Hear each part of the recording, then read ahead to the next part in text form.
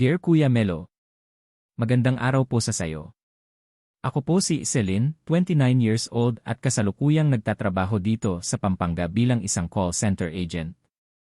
Gusto ko pong ibahagi ang kwento ng pag-ibig ko na nagsimula sa isang gabing punong-puno ng bituin, ngunit nauwi sa gabi ng pagluha at muling pagbangon. Ang kwento ko po ay tungkol sa amin ni Patrick. Siya ang lalaking hindi ko inakalang mamahalin ko ng higit pa sa sarili ko. At siya rin ang lalaking hindi ko inaasahang mawawala sa buhay ko nang hindi ko man lang siya nayakap sa huling pagkakataon. Nagsimula ang lahat noong college pa lang kami. Si Patrick ay isang transferee sa university namin. Hindi siya yung tipo ng lalaking mapapansin mo agad sa unang tingin. Tahimik siya, may suot laging jacket kahit mainit at laging nag-isa sa kantin. Pero may kung anong kakaiba sa kanya, parang may lungkot sa mga mata niya na hindi ko maintindihan.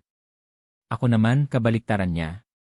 Masayahin ako, maingay at aktibo sa student organizations. Pero ewan ko ba, parang may magnet ako sa mga taong mukhang may tinatagong kwento. Kaya ako na mismo ang unang lumapit sa kanya. Hi! Transfer ka no? Tumango lang siya. San school mo dati? Mahina ang boses niya. From Davao. Kailangan lumipat dahil sa family problem. At doon nagsimula ang lahat. Hindi kami agad naging close pero araw-araw ko siyang kinakausap. Sa una, sagot lang siya ng at hindi. Hanggang sa unti-unti, siya na ang kusang nagkukwento. Nalaman kong bunso pala siya sa 4 na magkakapatid. Iniwan ng tatay nila ang pamilya nila para sa ibang babae, at mula noon ay tila nawalan na siya ng tiwala sa mundo. Pero habang tumatagal, napapansin ko, nagiging mas masigla siya pag magkasama kami. Naging groupmates kami sa isang project hanggang sa naging kaibigan at sa hindi inaasahang panahon naging kami. Mahal ko si Patrick, hindi lang dahil gwapo siya o dahil sweet siya. Mahal ko siya kasi siya yung tipo ng lalaking kahit sirang-sira na ang mundo niya, pipilitin pa rin niyang ngumiti para sayo. Siya yung tipo ng lalaking simple lang mangarap, gusto lang niyang maging sapat sa taong mahal niya. Hanggang sa isang araw, nagbago ang lahat. Noong 4th year na kami, bigla siyang naging malayo. Hindi na siya sumasagot sa text ko, hindi nagpapakita sa klase. Lahat kami nag-aalala, lalo na ako. Pinuntahan ko siya sa boarding house nila pero wala siya roon. Hanggang sa isang gabi, tumawag siya. Celine. Sorry. Kailangan kong umalis. Ha? Saan ka pupunta? Sa Davao. Nasa ospital si Mama. Wala na akong pera. Kailangan kong magtrabaho muna. Patrick, sasamahan kita. Hahanap tayo ng paraan. Hindi, Celine. Ayokong madamay ka sa problema ko. Gusto ko lang malaman mong mahal kita. Pero hindi ko alam kung kailan ako babalik. At doon naputol ang tawag. Umiiyak ako buong gabi noon. Hindi ko alam kung may babalikan pa ba ako o kung parte na lang si Patrick ng nakaraan ko. Ilang buwan din akong halos hindi makakain. Nag-graduate ako pero parang kulang. Nagtatrabaho na ako ngayon pero sa bawat tagumpay ko, laging may kulang. Hanggang isang araw, pagkalipas ng halos 3 taon, may natanggap akong message sa Facebook. Celine, kamusta ka na? Hindi ako agad nakasagot. Niyakap ko muna ang cellphone ko habang tumutulo ang luha ko. Gusto ko siyang murahin. Gusto ko siyang yakapin. Gusto ko siyang sigawan. Pero higit sa lahat gusto ko siyang makita. Nagkita kami sa isang maliit na kapehan. Mas matured na siya. May suot na siyang singsing sa kaliwang daliri. Kasama ko na si Mama ngayon. Maayos na siya. Nagpapasalamat ako sa Diyos. At sa wakas nakabalik na ako. Pero huli na ang lahat. Tumango lang ako. Masaya ako para sa'yo, Patrick. Salamat, Celine. Ikaw ang dahilan kung bakit ako bumangon. Hindi mo lang alam kung paano mo ako sinagip noon. Kahit hindi na tayo, ikaw pa rin ang dahilan kung bakit ako natutong muling magmahal at magpatawad. Akala ko noon, hindi na ako muling ibig. Akala ko, sapat na ang sakit na naramdaman ko para isarado ko ang puso ko sa kahit sinong susunod na darating. Pero gaya ng sinabi ng matanda kong kapitbahay, anak, kahit pa ilang ulit kang masaktan, darating ang araw na may taong hahawak sa puso mo at hindi na ito bibitawan. Makalipas ang ilang buwan mula nung huli kaming magkita ni Patrick, unti-unti ko nang tinanggap na hindi kami ang itinadhana. Tinanggap kong minsan, ang pagmamahal ay dumarating para lang ituro ang leksyon, hindi para manatili. Mas pinili kong mag-focus sa sarili ko. Nag-apply ako bilang team leader sa aming kumpanya, nag-ipon, nagbakasyon mag-isa sa Tagaytay, at sinubukang makilala ulit si Celine, ang babaeng matagal nang nakalimutan kung paano umiti ng totoo. At sa hindi inaasahang araw, sa pinakaordinaryong pagkakataon doon ko siya nakilala. May bagong lipat sa kabilang department, si Jevy. Hindi siya kagwapuhan sa panlasa ng karamihan, pero may tindig siya ng isang lalaking buong loob. Hindi siya mahiyain, pero hindi rin siya feeling close. Palagi siyang may dalang kape sa umaga, laging nakasmile, at palagi akong tinutulungan kahit hindi ko hinihingi. Minsan, naputulan ako ng strap ng bag sa elevator. Nahulog lahat ng gamit ko. Hindi ko pa natutuwang damputin ang lipstick ko, pero siya, hindi nagdalawang isip. Pinulot lahat, inilagay sa table ko, at sinabing, "Ma'am, para sa'yo, kahit lipstick, hindi ko palalagpasin." Tumawa ako. 1 taon na yata mula nang huling beses akong tumawa ng ganon. Hindi ko napansin, araw-araw na kaming sabay kumakain sa pantry. Siya na ang unang bumabati tuwing umaga. At minsan, pagod na pagod ako galing shift, may aabutan akong post-it sa monitor ko. "Gutom ka na siguro. May pansit canton sa drawer mo." Jeve. Simple. Hindi romantic. Pero ramdam mo yung effort. Hanggang sa isang gabi, inaya niya akong lumabas. Wala siyang dalang bulaklak, walang dinner sa mamahaling restaurant. Sa halip, bumili kami ng pere sa kanto at nagkwentuhan sa overpass. At doon ko siya mas nakilala. Hindi siya perfect. Iniwan siya ng nobya niya 2 taon na ang nakalipas, at halos malubog siya sa utang noon. Pero heto siya ngayon, bumangon, lumalaban, at marunong umalalay. Hindi siya si Patrick. Pero siya si Jevy at sa bawat araw na lumilipas, siya na ang dahilan ng mga ngiti ko. Makalipas ang ilang buwan ng pagkakaibigan, isang gabi habang nakasakay kami pauwi, bigla siyang tumingin sa akin. Seryoso ang mga mata niya. "Celine, kung sakaling may taong nasaktan ka noon, sana bigyan mo ako ng pagkakataong patunayan sa'yo na hindi ka dapat tratuhin ng ganon." Hindi ko man kayang tapatan lahat ng ginawa niya, pero handa akong punan ang lahat ng kulang sa'yo. Hindi ako agad sumagot. Kasi totoo, takot pa rin ako. Takot akong magmahal ulit. Pero mas matimbang na ang takot kong mawala ng taong nagpapasaya na sa akin ngayon. At doon, sinabi ko ang mga salitang matagal kong itinago. "Jevy, pwede mo ba akong hawakan pero wag mong bibitawan?" Tumango siya. "At ikaw, pwede ba akong pahalagahan kahit hindi ako ang una mong minahal?" Umiti ako. "Kung totoo ka, hindi mo kailangang maging una. Basta maging ikaw yung huli." Pagkalipas ng ilang buwan naming pagiging magkaibigan, at sa wakas ay magkasintahan, mas lalong lumalim ang relasyon namin ni Jevy. Hindi man siya kasing poetic ni Patrick, hindi man siya mahilig magsulat ng love letters o magpakilig gamit ang salita, ramdam ko sa bawat kilos niya ang pagmamahal. Minsan, simple lang. Hatid sundo kahit malayo ang bahay ko. Minsan, magluluto siya ng adobo kahit amoy usok na buong apartment niya. At kung minsan, tahimik lang kaming dalawa, magkatabi habang nanonood ng pelikula, pero ramdam ko, buo ang mundo ko sa tabi niya. Pero gaya nga ng lahat ng magkasintahan, dumating din ang mga pagsubok. Minsang dumalaw ako sa bahay nila sa Bulacan, doon ko unang nakita ang pamilyang tinuturing niyang dahilan ng lahat ng sakripisyo niya. Wala siyang ama, iniwan sila noong maliit pa siya, kaya siya na ang tumayong tatay para sa 2 kapatid. At dahil bunso ako at medyo sheltered sa pamilya namin, hindi ko agad naintindihan ang bigat ng dinadala ni Jevy. Minsan, nauuna akong magdamdam kapag hindi niya ako nasusundo o nakakalimutan ang Montsari namin. Pero dumating yung araw na nagsabi siya ng totoo. "Celine, mahal kita. Pero minsan, kailangan kong unahin sila. Hindi dahil hindi kita mahal, kundi dahil sila ang dahilan kung bakit ako naging ako." Umiyak ako. Kasi nasasaktan ako. Pero mas masakit pala kapag nare-realize mong ang taong mahal mo, pinipilit pagkasyahin ang puso niya para sa lahat, para sa pamilya, para sa'yo pero minsan, wala nang natitira para sa sarili niya. Doon ko naintindihan, ang tunay na pagmamahal hindi lang puro kilig. Kailangan ng sakripisyo, pangunawa at pagtitimpi. Hindi naging madali. May mga araw na halos hindi kami mag-usap. May mga gabing hindi siya makauwi dahil may emergency sa bahay nila. Pero pinili kong manatili. Pinili kong maghintay. Pinili kong magdasal na sana sa dulo ng lahat ng hirap na to, kami pa rin. At dumating ang gabi ng ikalawang anibersaryo namin. Wala akong inaasahan, lalo na't may nabanggit siyang baka hindi siya makakarating.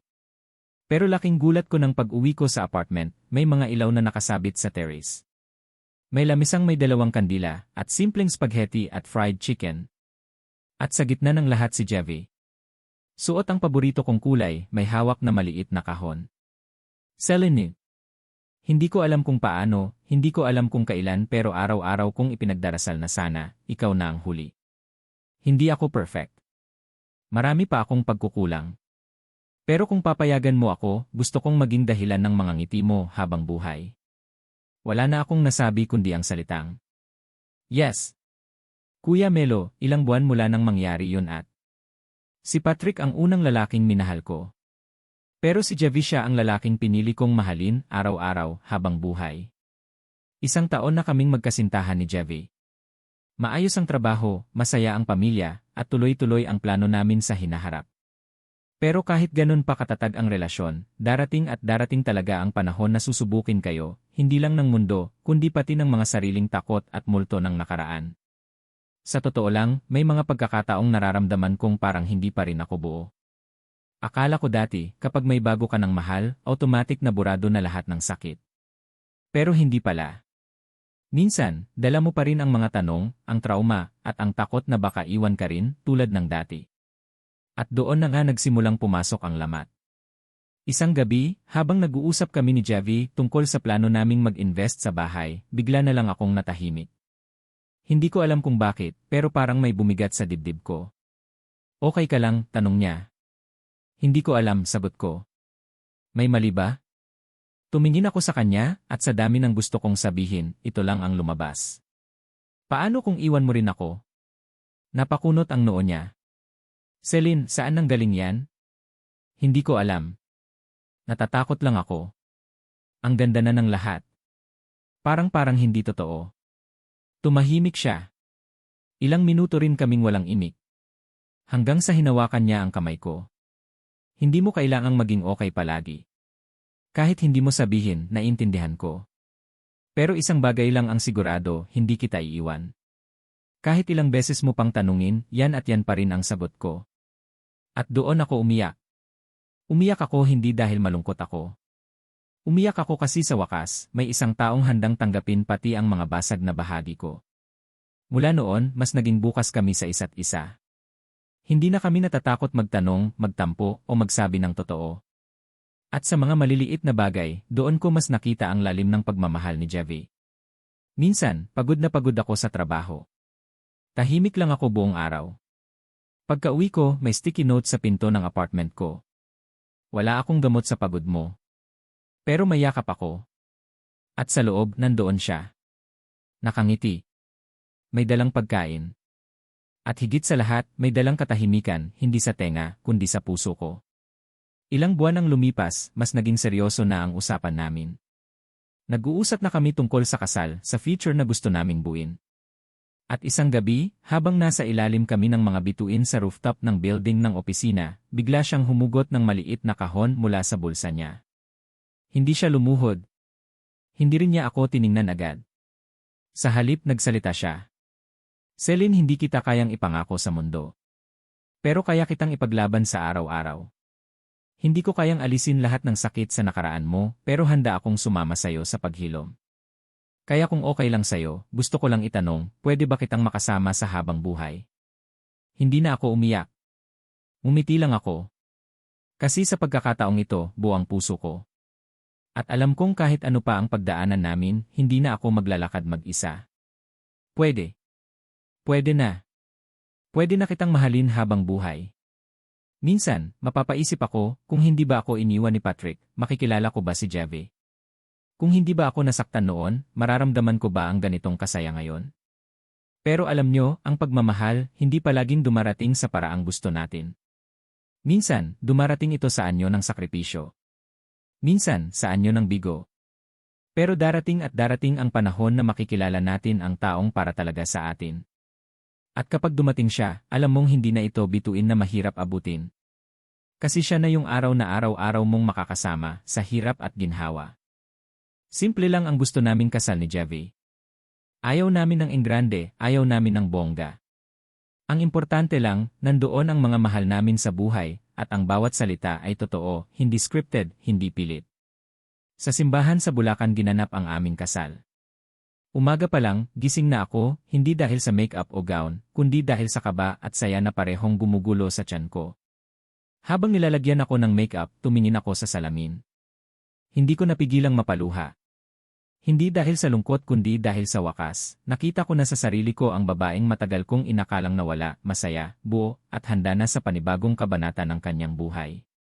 Pagbukas ng pinto ng simbahan, bumungad agad sa akin si Javi. Hindi siya umiiyak. Pero nakita ko sa mata niya ang kaba, ang pagmamahal, at ang pangakong walang salita ang kayang tumbasan. Nang hawakan niya ang kamay ko, bulong niya sa akin. Wala ka ng ibang kailangang takbuhan. Nandito na ako. Isinumpa namin ang aming mga pangako. Walang artista, walang script, kami lang. Habang nagsasalita si Javi, hindi niya ako tinitingnan sa mata. Kinakabahan siya. Pero ramdam ko ang bawat salitang binibigkas niya. Celine, sa lahat ng gulo ng buhay ko, ikaw ang naging tahimik. Sa lahat ng takot ko, ikaw ang lakas. Hindi ako perpekto, pero araw-araw kong pipiliin na mahalin ka. Hindi dahil kailangan, kundi dahil ikaw ang tahanan ko. At ako, humugot lang ng malalim na hininga at sinabi. Javi, ikaw ang dumating sa panahong akala ko, hindi na darating ang pag-ibig. Hindi ko man nasabi noon, pero araw-araw akong nagpapasalamat na hindi ka sumuko. At ngayon, sa harap ng Diyos at ng buong mundo ako naman ang mangangakong hindi ka iiwan. Pagkatapos ng kasal, sinimplihan lang namin ang handaan. Sa isang function hall sa tabi ng simbahan, may spaghetti, fried chicken, lumpia, at lechon. May video sa isang sulok, at may mga batang tumatakbo-takbo habang ang mga ninong at ninang ay masayang nagkukwentuhan. Pero ang pinakamasayang parte, yung unang sayaw namin bilang mag-asawa. Wala kaming choreography. Hindi kami marunong sumayaw. Pero habang tumutugtog ang paborito naming kanta, niyakap ko lang siya ng mahigpit. At sa tenga ko, bulong niya. Celine, ito na yung simula ng habang buhay. Makalipas ang isang linggo, nagpunta kami sa Baguio para sa simpleng honeymoon. Doon namin mas lalong nakilala ang isa't isa, hindi lang bilang magkasintahan, kundi bilang mag-asawa. May mga gabi sa kabin na wala kaming ginagawa kundi magtimpla ng kape, magsuot ng makapal na kumot, at magkwento ng mga pangarap. Naalala ko, tanong niya. Anong gusto mong gawin kapag may anak na tayo? Napangiti ako. Gusto kong turuan siyang maging matapang. Hindi matapang para makipaglaban, kundi matapang para magmahal, kahit masaktan. At sabay naming tinanaw ang mga bituin. Tahimik lang. Pero sa loob-loob ko, sinasabi ko sa sarili ko. Salamat, Patrick, sa aral. Pero ngayon ito na ang kwento ko. Kuya Melo, masaya ako. Hindi dahil perfect ang buhay ko. Hindi dahil fairy tale ang naging kwento namin. Masaya ako dahil sa dami ng sakit, luha, at tanong na dinaanan ko natagpuan ko pa rin ang taong handang sumabay, umalalay, at magsimula kasama ko. Akala ko dati, pag kinasal ka na, happy ending na. Parang sa pelikula, pagkatapos ng Ye I Do, fade to black na, tapos credits. Pero sa totoong buhay, dun pa lang pala nagsisimula ang lahat. Una sa lahat ang pagtira sa isang bahay. Akala mo, ang saya lang ng palaging magkasama, pero sa totoo lang, dun lumalabas ang totoong pagkatao ng bawat isa. Si Javi, sobrang OC sa gamit. Ako naman, medyo burara. Tuwing umaga, lagi siyang galit kasi hindi ko sinasara ang takip ng toothpaste. Ako naman, inis kasi palagi niyang tinatapon ang mga plastik na iniipon ko. Hanggang sa isang gabi, sumabog kami. Bakit ba kasi ang hirap mong intindihin, sigaw ko. Eh ikaw? Hindi ka rin naman nakikinig, sagot niya. Tahimik. Walang nagsalita ng ilang oras. Pero bago kami matulog, nilapitan niya ako, niyakap at binulong. Hindi ako magpapahinga hanggat galit ka pa. At doon ko na-realize, ang pagmamahal, hindi nawawala ang away. Pero hindi rin nawawala ang pagbawi. Isang buwan bago ang unang anibersaryo ng kasal namin, nagkaroon kami ng pagsubok na halos ikabagsak ko. Nabuntis po ako. Yes, Kuya Melo, buntis ako, pero hindi umabot. Isang araw, habang nasa trabaho ako, bigla akong nanikipan ng tiyan. Dinala ako ni Javi sa ospital. Ilang oras akong umiiyak habang hinihintay ang doktor. At pagkatapos ng mga pagsusuri, Celine, wala na po. Wala na ang heartbeat. Parang gumuho ang mundo ko. Parang kinuha ulit sa akin ang matagal ko nang hinihintay. Ang unang anak sana namin. Ang bunga ng pagmamahalan namin. Pag-uwi namin, hindi kami nag-usap ni Javi. Tahimik lang siya. Ako naman, iyak lang ng iyak. Hanggang isang gabi, niyakap niya ako ng mahigpit habang umiiyak kami pareho. Hindi ko alam ang tamang sasabihin pero gusto kong malaman mo hindi ka nag-isa. At sa gabing yon, hindi ko alam kung sino ang mas nasaktan sa amin, ako, na nawalan ng bata sa sinapupunan o si Javi, na walang magawa kundi hawakan ako habang wasak ang mundo ko. Pero gaya ng dati, pinili naming lumaban. Pinili naming yakapin ang sakit at bumangon. Pinili naming maging mas matatag. Nagpa-check up ako, sumailalim sa therapy, at sa tulong ni Javi, unti-unti kong natanggap ang pagkawala.